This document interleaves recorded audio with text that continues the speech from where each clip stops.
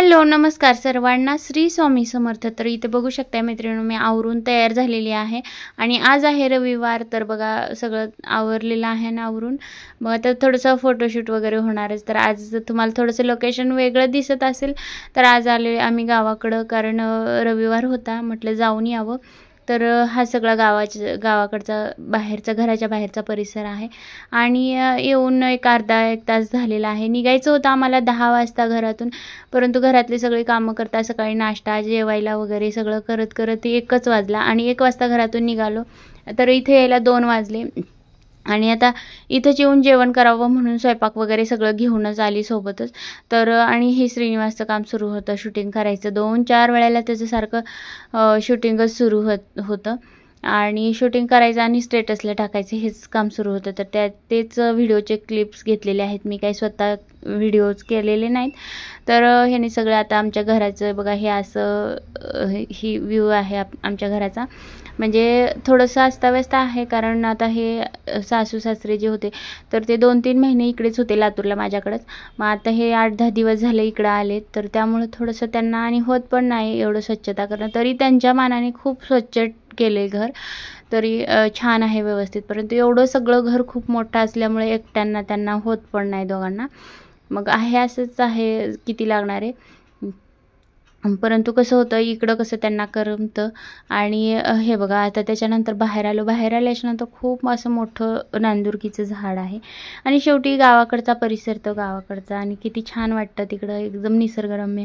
आणि सिटीमध्ये एवढे झाडं वगैरे असे नसतात, आणि त्यातल्या त्यात आमच्या म्हणजे असं गावाच्या असं शेजारी एकदम कडेला घर आहे असल्यामुळे एकदम छान वाटतं। त्याच्यानंतर हे बघा श्रीनिवास आता लातूरमध्ये 2 सायकली आहेत, त्याच्या अगोदर एक सायकल खराब केली आणि आता ही इथे सायकल दिसली, पंक्चर झालेली सायकल आहे, त्याला पण उगं ओढत बसलाय। म्हणजे मुलांना कसं असतं, फक्त गाड्या सायकली याचा घड्याळी असल्याच गोष्टींचा जास्त नाद असतो। तर त्या सायकलीला बघा त्याच्यासोबतच खेळत बसलाय तो। आणि त्याच्यानंतर बघा आता जेवण वगैरे केलं आणि जेवण करून हे बघा सगळं आवरून भांडी वगैरे घासून आता निघालो आहे आम्ही। 4 वाजले, जवळजवळ 4-4:30 वाजलेत। तर हे बघा ते झाडाचं व्ह्यू, खूप मोठं झाड आहे आणि उन्हाळ्यामध्ये कसलंच असं उन्हाळा जाणवत नाही झाड मोठं असल्यामुळं। बाहेरसुद्धा थंडगार सावली असते आणि घरातसुद्धा आता आम्ही बैठकीमध्ये मगाशी दाखवलं तुम्हाला बसलो होतो, तर तिथे सुद्धा खूप गार वाटतं, फॅनची सुद्धा गरज लागत नाही, एवढं छान गार वाटतं। इथं इतकं दाट अशी सावली आहे।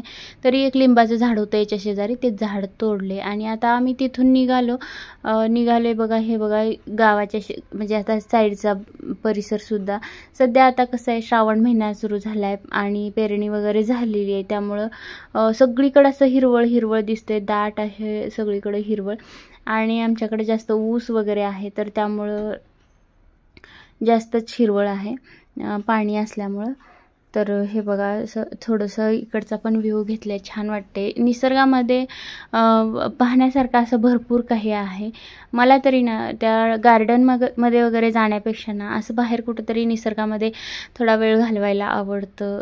ह्या निसर्गामधून घेण्यासारखं बरंच काही आहे। तर हे बघा गाडीवरच आम्ही निघालो आणि मला 4 व्हीलरमध्ये पेक्षा गाडीवर फिरायला फार आवडतं। तर हे बघा इथं आलो आहे आम्ही आता। जाता जाता म्हटलं दर्शन करावं, तर खूप मोठं मंदिर आहे, एकदम खेडेगाव आहे, रामेश्वर। तर इथं राम मंदिर आहे, हे रामाचं मंदिर आहे आणि बघू शकता बाहेरून घेतले मी शूटिंग थोडंसं। तर बाहेरसुद्धा एवढं मोठं असं छान छान चित्रीकरण केलेलं आहे त्यांनी, सगळं असं त्याच्यावरून दाखवलेलं आहे त्यांनी बघा। तुम्हाला आता थोडंसं लक्षात येत असेल, पण एकदम छान दिसतंय। हे बघा हे हत्तीसुद्धा किती असे उठावदार आणि छान मोठे मोठे आहेत आणि खूप छान वाटतं इथं। इतकं एकदम छान वाटत होतं, असं गार वाटत होतं आणि प्रसन्न वाटत होतं। इतकं मोठं मंदिर होतं, इथली नक्षीकाम पूर्ण वरती जे कमान आहे, कमानीवरची नक्षी सगळं अतिशय असं मनाला असं भावणारी गोष्ट म्हणतात असं। तर बघा आतमध्ये सुद्धा गर्दी अजिबात नाही आणि एवढी शांतता होती। तर हे बघा रामाची मूर्ती आहे, खूप मोठी मूर्ती आहे रामाची। तर थोडंसं आडवी घेतली आहे, कारण अशा मोठ्या ब्लॉगमध्ये उभी दिसणार नाही ना, त्यामुळे आडवी थोडीशी दाखवण्याचा प्रयत्न केलेला आहे मी. आणि खूप मोठी अशी रामाची मूर्ती आहे आणि हे मंदिरच राम मंदिर आहे. आणि पुढंसुद्धा इतकं सुंदर आहे, छान आहे. ते पुढचंसुद्धा पाहायचं आहे तुम्हाला आणि व्हिडिओ कुठे स्किप करू नका. बघा, असं ज्या वेळेला वेगळं काहीतरी आपण पाहतो आणि मनाला छान वाटतं, आवडतं, त्यावेळेला काय वाटतं, यूट्यूब फॅमिलीसुद्धा आपलीच फॅमिली आहे, तुम्हालासुद्धा शेअर करावं. तर इथे बघू शकताय शूटिंग घेत होती तोपर्यंत लाईट गेली होती मंदिरातली. तर ती श्रीविद्याने सगळं बाहेरचं शूटिंग घेतलं. तोपर्यंत हे बघा मंदिरातली लाईट आली आणि हे बघा मंदिरातला व्ह्यू बघा. आणि राम, सीता, लक्ष्मण किती एकदम छान अशी मूर्ती आहेत. गणपती आहेत साईडला. त्याच्यानंतर इकडच्या साईडला राधाकृष्णाची मूर्ती आहे. आणि इथे स्वच्छता, एवढी स्वच्छता होती की बस असं म्हणजे छान वाटत होतं. थोडंसुद्धा कुठेसुद्धा अशी घाण धूळ काहीही नव्हतं. त्यामुळं मंदिराचा लूक एक वेगळाच येत असतो स्वच्छता असल्यामुळे. आणि खूप खेडेगाव आहे, खेडेगाव असूनसुद्धा एवढी सुधारणा असल्यामुळं मला थोडंसं ते वेगळं वाटलं, म्हणून मला वाटलं की असं तुमच्याशी सुद्धा शेअर करावं. तर हे बघा मंदिर असा परिसर आहे मंदिराचा. आणि वरतीसुद्धा हे बघा, वरतीसुद्धा अशा प्रकारचं नक्षीकाम केलेलं आहे आणि वेगवेगळ्या प्रकारचे फुलं आणि हे मासे, ते सगळ्या अप्सरा वगैरे सगळे असे नक्षीकाम केलेलं आहे. तर बघू शकता हे राम मंदिर झालं. आणि खालच्या बाजूने सुद्धा आता इथे थोडंसं, आता नवीन ठिकाणी आलं म्हटल्यावर फोटोशूट तर थोडंसं होणारच. तर थोडंसं फोटोशूट केलं आणि बघायला आणखीन खूप छान वाटत होतं. साईडचा परिसरसुद्धा छान आहे आणि थोडंसं शूटिंग घेतलेलं आहे. परंतु काय झालं होतं, घरातूनच उशिरा निघालो आणि म्हणजे ठरलं नव्हतं की आम्ही इकडे दर्शनाला जायचं वगैरे. परंतु म्हटलं इकडून जाण्यापेक्षा या रोडने जाऊया, म्हणजे दर्शन पण होऊन जाईल आणि मुलांना एक वेगळं असं बघण्यात पण येईल. कसं होतं, सुट्टी म्हटलं की थोडंसं बाहेर फिरायला गेलं किंवा काहीतरी असं गेलं कुठंतरी, म्हणजे मुलांना पण छान वाटतं. तर त्यामुळं गावाकडेच गेलो होतो. म्हटलं गार्डनमध्ये वगैरे कुठे इकडं तिकडं फिरायला जाण्यापेक्षा गावाकडे जाऊन यावं. एकतर गावाकडचं आपल्याला माहिती पण, म्हणजे गेल्यासारखं पण वाटतं, त्यांना पण भेटण्यात येतं आणि हे पण बघायला मिळतं. खेडेगावातसुद्धा अशा आता सुधारणा झालेल्या आहेत. पूर्वी कसं होतं, खेडेगावात जास्त सुधारणा नव्हत्या, सिटीमध्येच होत्या शहरांमधून. परंतु आता खेडेगावसुद्धा भरपूर सुधारलेला आहे. तर हे बघा साईडचा परिसर आहे त्याचा, दोन्ही साईडला असाच परिसर आहे आणि एवढाच स्वच्छ आहे. तर समयासुद्धा बघितला तुम्ही. त्याच्यानंतर तिथून लगेच निघालो आणि इथे दुसरं एक मंदिर आहे बघा. आज मंदिरातच फिरायचं काम चाललेलं होतं. असाही आषाढ महिना होता, म्हटलं चला मंदिरातलं दर्शन होईल देवांचं. तर हे मंदिर कुठलं आहे हेच मला सांगता येणार नाही. बघा इथं बघू शकता आता तुम्ही किती मंदिरात देव आहेत. आता इथं पुढं विठ्ठल रुक्मिणीची मूर्ती आहे, इथं राधाकृष्णाची मूर्ती आहे, खाली एक समाधी दिसली असेल तुम्हाला. हे बघा ही समाधी आहे, पण ही समाधी कशाची होती तर ते पण मला माहीत नाही आणि लिहिलेलं पण नव्हतं कुठे इथं. ते पण मी सगळं बघण्याचा प्रयत्न केला. आणि ही बघा विठ्ठल रुक्मिणीची मूर्ती इतकी सुंदर सजवलेली होती आणि इथं पण स्वच्छता होती, खूप सारी स्वच्छता होती. त्यांचा पेहराव म्हणजे त्यांची रुक्मिणीची आता सध्याच्या ट्रेंडिंगला असलेली नऊवारी काष्टा साडी वगैरे अशी नेसवलेली होती शाही मस्तानी. आणि बघा, आणि मला ना इथून मग ही साडी कशी स्टिच करायची ही माहिती नव्हतं. तर मी त्यांना विचारल्याच्या नंतर त्या दादांनी मला ती साडी वगैरे एक दिलेली आहे. हे बघा राधाकृष्णांची सुद्धा किती सुंदर अशी मूर्ती आहे. त्याच्यानंतर ही दत्तांची मूर्ती आहे. एकदम छान अशा मूर्त्या होत्या, ते बघूनच असं एकदम छान वाटत होतं. हनुमानाची मूर्ती आणि इथे गणपती आहेत, गणपतीची मूर्ती आहे ही.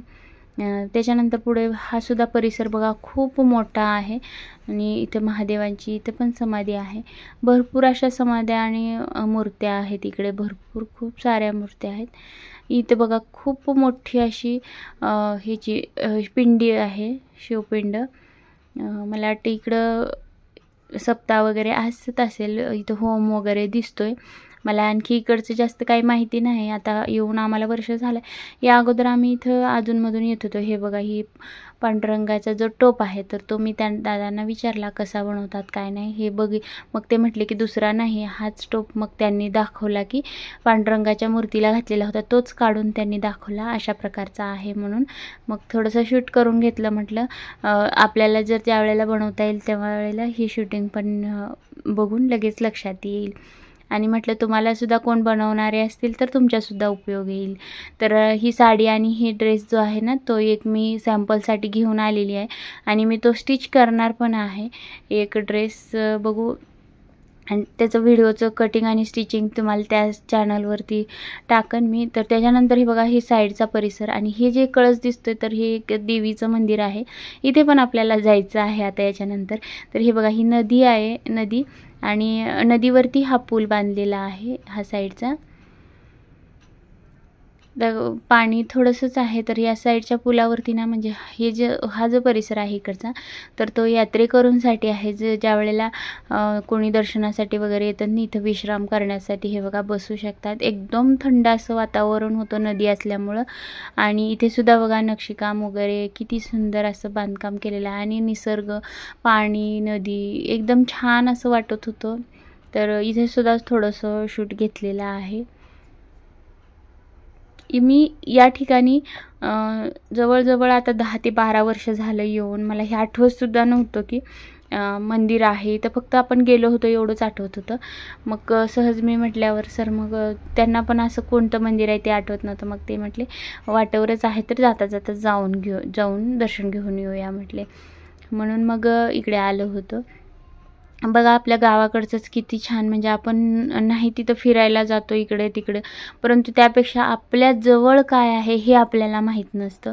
आजकालची परिस्थितीच अशी झाली की माणसांना लांबचं माहीत असतं पण जवळचं माहिती नसतं. असं झालं आहे आमच्या बाबतीत सुद्धा.